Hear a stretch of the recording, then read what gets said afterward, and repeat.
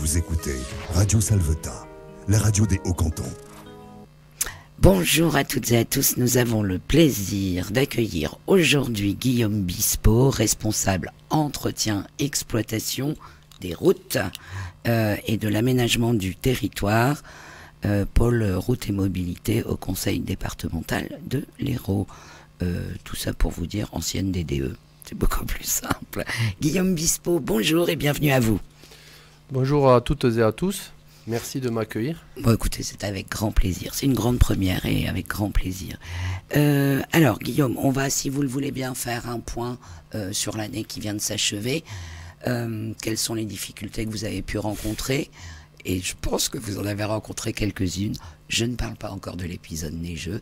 Quelle est votre fonction? Qu'est-ce que vous faites exactement au sein du département et sur les routes? Donc mon travail premier, c'est responsable, donc comme c'est cité dans la fiche de mon travail, c'est l'exploitation.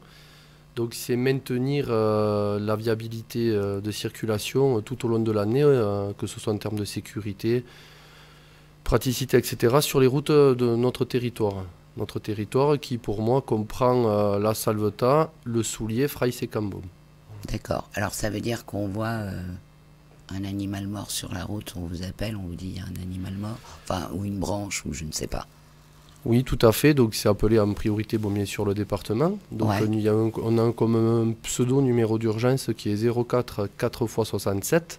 Oui, donc ça c'est à Montpellier. Ça va directement à Montpellier. En heure ouvrée ou en heure de nuit d'astreinte, en fait, il y aura normalement tout le temps quelqu'un qui répondra. Et qui, donc, avec des personnels en astreinte sur l'ensemble du territoire, peut se rendre sur le sinistre ou la problématique. Essayer de la régler ou du moins la mettre en sécurité le plus rapidement possible, selon le type de problème que c'est. Donc on passe systématiquement par le département, on ne peut pas passer par la mairie. C'est pas plus simple, non? Alors...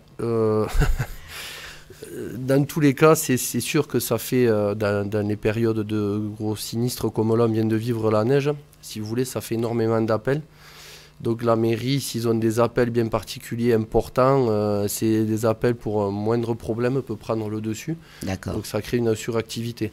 Donc il faut voir selon ce qu'on est confronté à bien appeler les bonnes personnes. Donc tout ce qui est département, c'est sûr que route départementale, c'est mieux d'appeler le département. Mais les mairies... On essaie de tenir au courant les mairies de l'état des routes sur une plage horaire à peu près, ils ont sur 4 heures, 4-5 heures. Voilà, selon le type d'épisode ou etc., on essaie qu'ils soient au courant. Après, pour vous informer de l'état de circulation, le département s'est équipé d'un logiciel, c'est Inforoute, où c'est que vous pouvez aller. Donc vous faites Inforoute 34. Et vous avez à l'instant T l'état des routes sur l'ensemble du département et accès à tous les inforoutes des départements périphériques, Tarn, Aveyron pour nous les plus proches. Ça se présente comment? On va cliquer sur une carte? C'est ça, c'est exactement ça, c'est une carte et ça met ou des routes, si c'est vraiment que très ponctuel, des routes en différentes couleurs, ou bien des secteurs entiers comme nous, par exemple quand il y a la neige, c'est le secteur entier qui a différentes couleurs selon l'état de la circulation. Ok. Question par hasard comme ça, quand le préfet nous met en vigilance orange, est-ce que ça a une incidence sur votre travail? Enfin, comment ça se passe? Est-ce que vous travaillez de concert? De concert, oui, mais c'est pas c'est au niveau au-dessus, c'est-à-dire que nous, au département, on a les responsables d'exploitation au-dessus qui sont sur Montpellier, le directeur des routes, etc., qui sont en lien permanent avec la préfecture, ce qui fait que dès qu'il y a un épisode de crise, n'importe laquelle que ce soit, automatiquement, il y a une cellule de crise qui se crée en préfecture ou au bâtiment annexe, avec des personnels du département et d'autres services qui permettent justement une viabilité de route permanente. D'accord. Donc, alors, si vous voulez bien, on fait un point sur l'année qui vient de s'achever. Comment ça s'est déroulé, cette année 2022? Cette année 2022, on va dire qu'il y a eu un épisode en mars, là, où c'est dans les gros épisodes, je parle, puisqu'on a tout le temps des petits problèmes. Hein. Un gros épisode, c'était fin mars, là, où c'est que dans la même journée, on a subi tempête, pluie, inondation et neige. Ouais. Où c'est que justement, avec la mairie, on s'est retrouvés pour faire une cellule de crise, nous, en interne, sur le territoire. Ouais. Donc, ce qui permet d'avoir, nous, un entraînement assez régulier. C'est quoi une cellule de crise, du coup? Une cellule de crise, si vous voulez, c'est le rassemblement de plusieurs services, tels que pompiers, comme nous, le service des routes du département, la mairie, se constituent dans une pièce, en fait, et à partir de là, les différents acteurs dirigent les besoins et les actions à mener sur le terrain.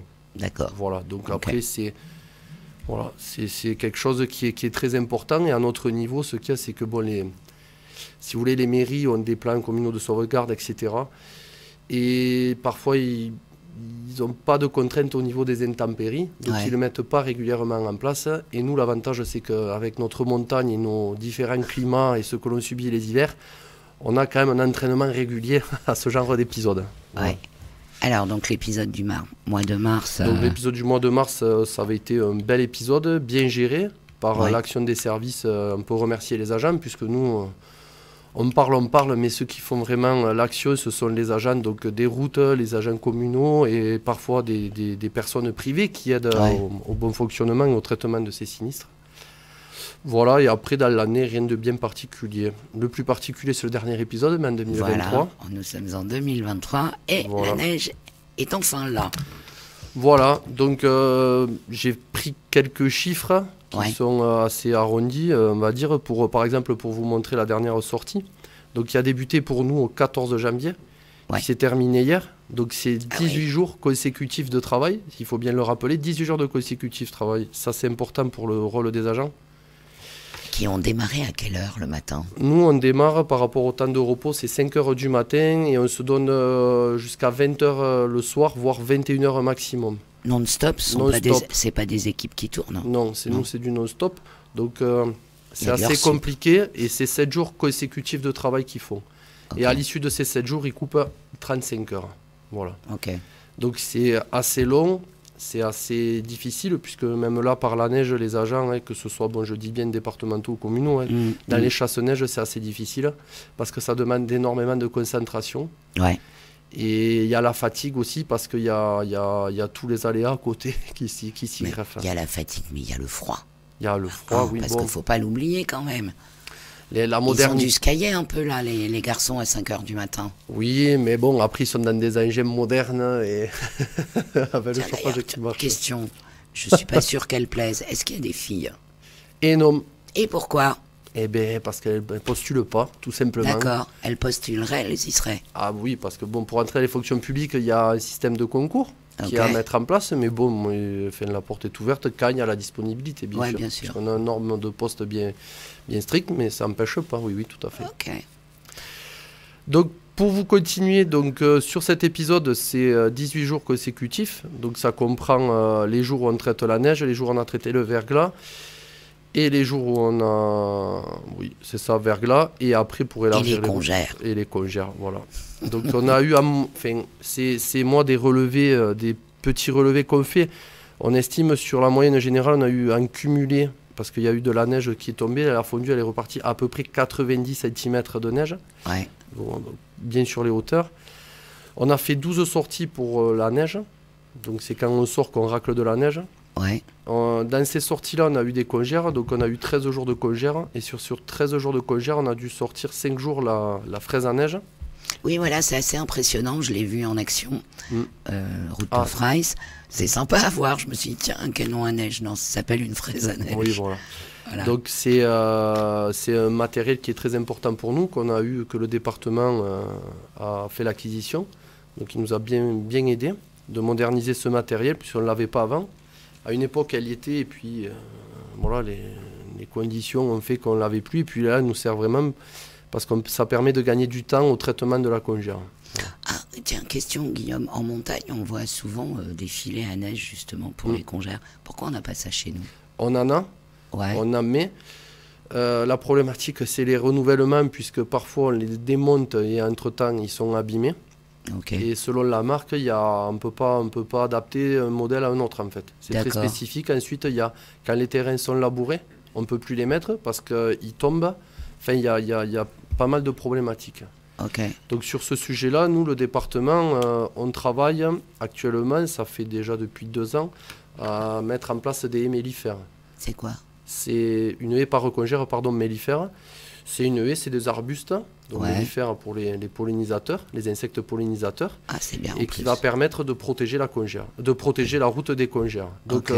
on l'a mis en place, par exemple, à Freis, sur la route qui fait Freis, le col du Cabaret, tout, vers le Picarel. D'accord. Donc environ 400 mètres de long. Ok. Donc, mais bon, c'est le temps que ça se développe. On a un autre projet là pour le hameau de Sept-Faux, où c'est que là il y a 150 mètres approximativement. Et pareil, c'est des travaux où on fait des conventions, etc. C'est un travail assez long quand même après en mise en œuvre. Il n'y en a pas à l'entrée de la route de Freis au niveau du col du Cabaret et tout, parce qu'il y a de la congère là. Oui, on fait étape par étape. Oui, non, mais c'est une question. On Pardon, mais je suis Non, non, concerné. mais c'est- Donc c'est- je non, mais demande. c'est comme pour Picarel, etc. Il y a des habitations, il y a des fermes au bout. On essaie de faire les plus importantes, celles où on passe le moins souvent, etc. Et où il y a un enjeu Ouais. derrière de population. Et donc Ouais. on traite au fur et à mesure les secteurs. Il y a 3 sites pilotes qui ont été pris. On a déjà fait le premier, on va faire le second, on va essayer de faire le troisième, Ouais. et etc. Ok. Après, c'est assez long, puisqu'il faut voir les propriétaires, s'ils sont d'accord ou pas. Enfin, il y a tout un protocole quand Ah même ouais. derrière, assez lourd. Oui, tout à Ok. fait. D'accord. Donc c'est pas pour tout de suite. Ah oui, donc après, alors, on Par passe contre, il à- faut savoir que quand il y a des coupes rases de bois, des Ouais. coupes de forêt à blanc, derrière, ça crée de la congère. Oui, Et donc, oui, derrière, oui, la oui. nuit, ou une haie abattue, mise à blanc un peu plus en retrait, peut nous causer derrière une problématique de congère. Une clôture cause de la congère. Et pourquoi vous travaillez pas de concert avec l'ONF? Il n'y a pas que l'ONF, il y a les forêts privées, il faut le savoir. Ok. Vous savez, il y a la majorité des forêts sur notre territoire, elles sont privées quand même. Donc non, c'est pas gérable, on fait au coup par coup, parce que quand les plantations sont mises à blanc, après derrière il y a une végétation qui régénère. Absolument. Et après la congère s'arrête. C'est juste, on va dire, allez, c'est le temps de 0 à 5 ans selon le site où c'est qu'il y a eu cette coupe de bois. Alors c'est quoi du coup la difficulté de la congère pour vous? Qu'on en parle, que les gens sachent. Alors, la difficulté de la congère pour nous, donc déjà, c'est qu'elle ne s'arrête jamais, tant qu'il n'y a pas un arrêt devant. Ouais. C'est ça, c'est que les gens ne comprennent pas, c'est qu'on peut passer avec le chasse-neige et un quart d'heure après, elle peut se refermer. C'est ça. Donc, voilà le problème. Donc, ensuite, nous, le problème aussi, c'est qu'en déneigeant, selon comment on déneige et selon la situation, on accentue l'effet de congère. Ah bon? C'est-à-dire qu'on va faire des bourrelets en bord de route. Ouais. Et la neige, en fait, si vous voulez, elle crée d'elle-même avec le vent un talus naturel, un remplissage naturel. Ce qui fait qu'en faisant les bourrelets, on va augmenter une hauteur de mur, de paroi, et ça va rajouter de la neige, et ainsi de suite. Et en fait, on n'en finit jamais. Ok. Et du coup, c'est d'où l'acquisition de cette fraise à neige, après plusieurs rapports et réunions explicatives justement de cette problématique. Donc comme là, on a eu la chance qu'il y a eu un réchauffement le mardi, qui a permis à l'eau, à la neige de devenir un peu plus Liquide, chargée, ça, ouais, molle. voilà, se Chargée devenir en humide eau, si vous ouais. voulez. Et après derrière le gel, ce qui a permis de bloquer la neige. Après, on a eu des petites neiges, de chutes de neige fines, Ouais. sèches, Elles sont pénibles celles-ci, non? aussi pareil. Et en fait, si vous voulez, ça quand même, il y a eu moins de déplacement de neige. Donc, on a pu avoir appris derrière des congères minimes, en fait, si vous voulez. Voilà, Ouais. c'est pour ça qu'on a une action de fraise à neige, c'est qu'on réduit la hauteur des congères. Alors j'ai juste envie de préciser une chose, quand il y a marqué route fermée, impossible d'y accéder, c'est pas la peine d'aller se foutre dedans, parce que je vous assure qu'on se met dedans, et moi la première. Donc je le dis pour l'avoir testé, je me suis dit allez hop, elle est pas énorme la congère, je vais passer. Non, c'est pas vrai, on passe pas. On passe Oui. pas et on s'embourbe entre guillemets dedans. Oui, tout à fait. Donc, c'est vrai que dans la précipitation, nous, on pense bien à mettre les panneaux routes fermées pour justement limiter le nombre d'usagers sur ces routes-là. C'est ça. Puisque derrière, nous, ça nous pose des problématiques. Et par contre, c'est vrai que parfois, on oublie de les enlever de suite après l'événement, puisqu'on a d'autres choses à traiter derrière. Donc, c'est vrai que ça ne vient pas de suite. Ça, j'ai envie de dire, c'est pas très grave. Mais quand on le met, croyez-moi, c'est pas c'est parce que c'est nécessaire de le mettre, puisqu'on a eu dans les congères, chaque année on a des gens coincés, et ça nous fait faire des interventions, et si on intervient en dehors des horaires des agents, ce qui veut dire que le lendemain je perds l'agent, puisqu'il y a un temps de repos minimal la nuit, donc si vous voulez, si je fais partir une équipe de 2 personnels, le lendemain j'ai pas ces 2 personnels au démarrage, donc j'ai les routes qui sont déneigées moins rapidement ailleurs. En fait, c'est un enchaînement de problématiques. Voilà. Ok. Allez, on continue. Donc, pour continuer, je ne sais plus où j'en étais. Sur cet épisode, voilà, 12 sorties neige, 5 sorties pour avec la fraise à neige, 311 tonnes 674 de sel précisément. Ah ouais. 39 000 litres 277 de saumure, 992 heures de déneigement. Ça fait 109 journées d'agents, soit 6 agents par sortie.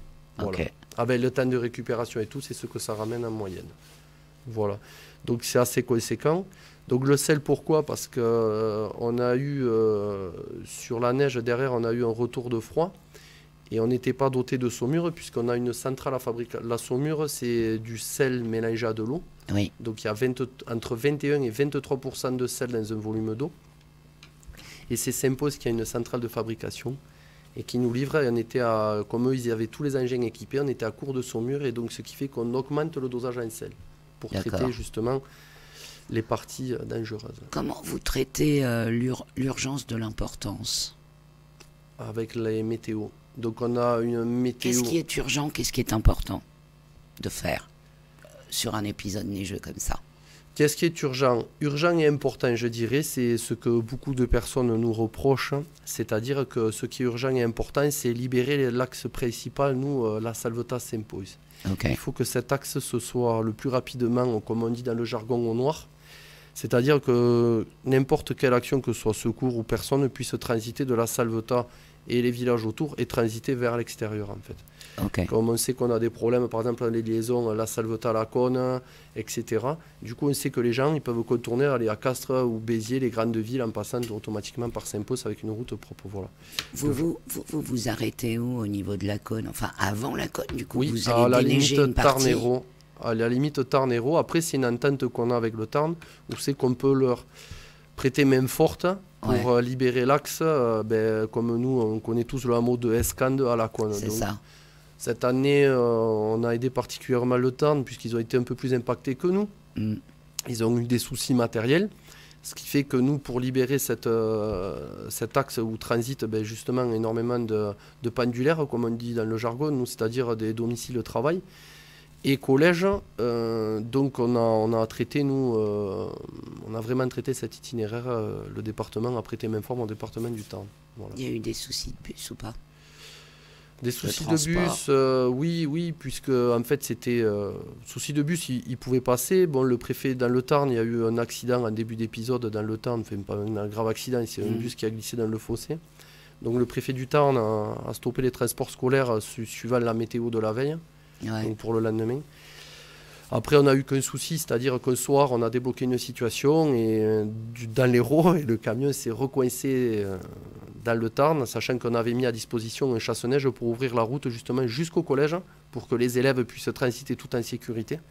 Et en fait, on a eu tout débloqué. Donc les parents ont dû aller chercher les élèves au collège de la Cône. Voilà. Donc derrière, pareil, sur un événement comme ça, c'est toute une chaîne de personnes qui s'est mise en route pour rétablir la situation. La solidarité, c'est surtout entre services, c'est-à-dire mairie, la mairie de la Salvetat, le collège de la Cône, il y a eu du transfert d'informations, Aérotransport, le transporteur, les transports Restouble, un lien pour justement tout mettre en œuvre le plus rapidement possible et que les collégiens n'aient pas patienté longuement dans le collège du Montalet ou de la Balme. Vous avez d'autres épisodes neigeux annoncés là ou pas? Pour le moment, non. Sur, on va dire, un peu moins de 10 jours, on n'a pas de neige, ça va faire du bien, mais on aura sûrement du verglas traité. Voilà. D'accord. Alors, comment on traite le verglas? C'est quoi la difficulté du verglas? Tout se traite comme nous, avec du sel, tout simplement. Donc, c'est le sel qui agit, qui empêche la formation de la glace à 0 degré. Il y a des gens qui parlent, Guillaume, de gel noir. C'est quoi ça? Ça vous dit quelque... Alors, d'après ce que l'on m'a dit, c'est un truc invisible, un gel. C'est en fait, oui, je sais pas si c'est le terme adéquat, mais oui, certains... non, mais je comprends ce que vous voulez dire. En fait, c'est ouais. quand ça fait une plaque de glace qui est invisible à l'œil nu. C'est-à-dire, c'est quand on a un sol froid et une pluie qui viennent dessus. Donc, comme par exemple, hier ou avant-hier, il y a eu une pluie sur un sol gelé. Ouais. Donc, nous, on est sortis avant que cet événement se passe pour saler. Pourquoi? Parce que le gel empêche l'eau de glacer à 0 degré. Voilà. D'accord. Et donc, en fait, on traite comme ça. Mais c'est vrai que c'est dangereux parce que ça fait une plaque comme une patinoire, une plaque de glace, et on ne voit pas que c'est glacé. Ouais, voilà. ok. Et c'est là où j'ai glissé dessus une fois à 50 km/h et j'ai fait un petit demi-tour. Ça arrive, c'est pour ça qu'on a sur des une panneaux... belle ligne droite, heureusement Voilà. que j'étais à 50. C'est-à-dire que ce sont des phénomènes qu'on ne peut pas gérer. Ouais, Puisqu'il y a, on va dire, il y a 3 aléas qui comment dire, d'où ça provient. Donc c'est température de l'air, température de la chaussée et humidité de l'air ambiant. ok. Et quand les trois, si vous voulez, ces 3 composantes-là se touchent, en fait, c'est à partir de là où on a du gel. Donc parfois les météos sont bonnes, on appelle ça au point de rosée. Parfois les météos sont assez précises et on arrive à savoir à peu près l'heure dans la journée. Ouais, Parfois c'est un peu aléatoire et c'est nous un peu au ressenti et comme on dit au feeling. Donc on peut avoir sa température positive. Ce problème-là, si on a si on a eu un sol froid derrière. Voilà, on peut avoir un verglas à midi, comme à 5 h du matin, comme à 6 h. En général, c'est au lever du jour. ok. D'accord.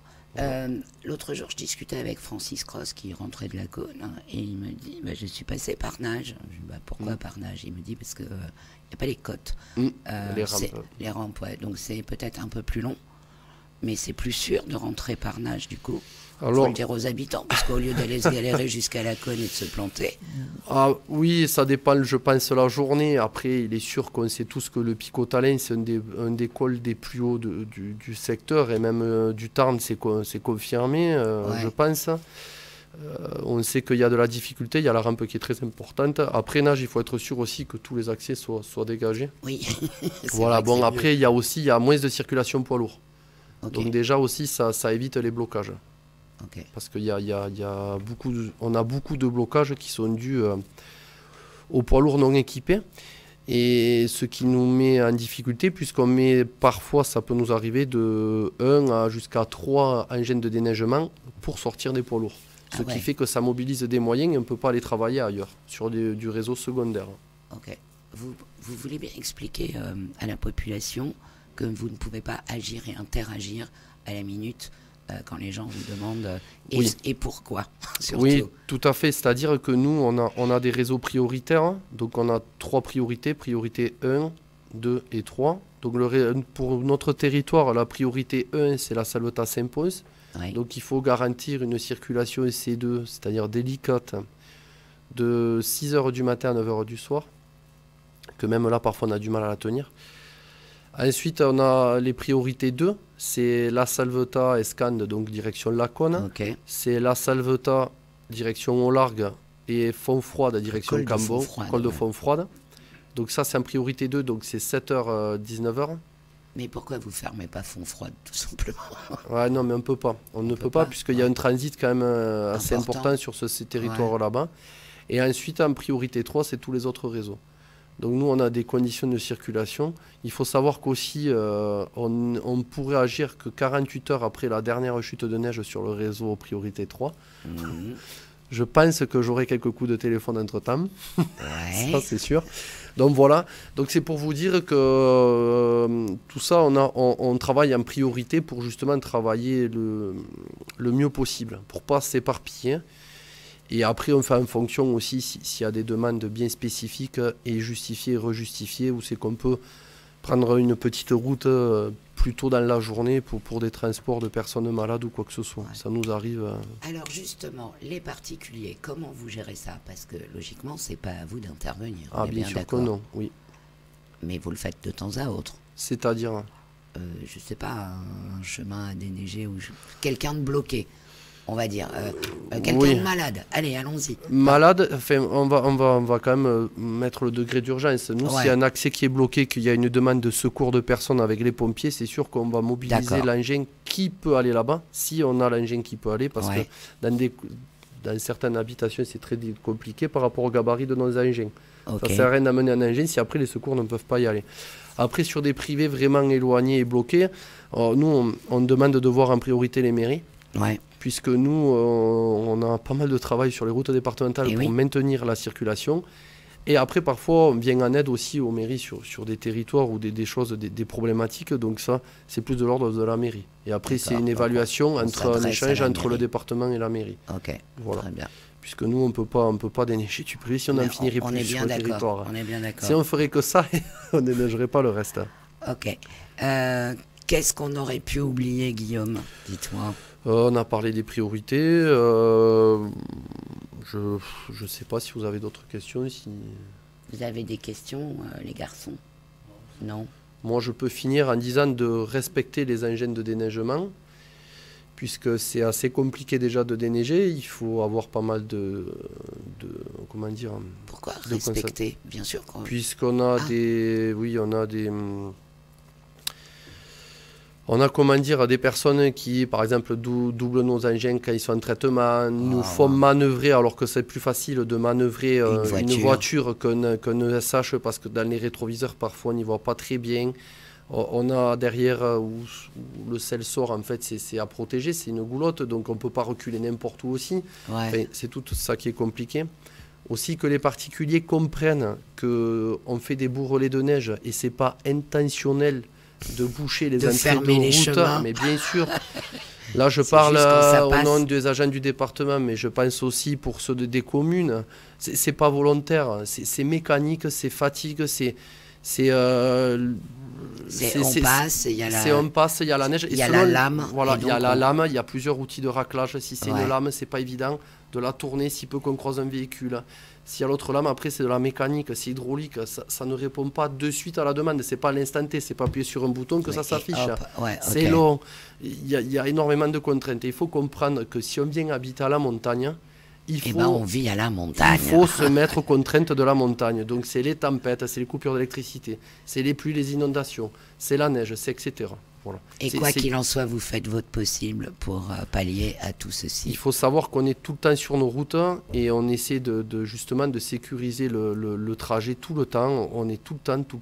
On est présent l'hiver notamment. Il y a des agents tout le temps. Je vous dis comme là, c'est depuis le 14 juin. Hier, on a eu tout le temps quelqu'un sur les routes en permanence. Donc c'est tous les agents mobilisés. Voilà. Bah écoutez, merci infiniment pour le travail que vous faites, vous et vos techniciens, enfin je sais, vos agents territoriaux du coup. Voilà, donc merci à vous d'être là, merci à vous du boulot que vous faites. Et puis, tiens, qu'est-ce qu'on vous souhaite, Guillaume, pour cette nouvelle année qui démarre en fanfare, j'ai envie de dire. De la neige. De la neige. On vous la souhaite? Non, c'est pas... Si.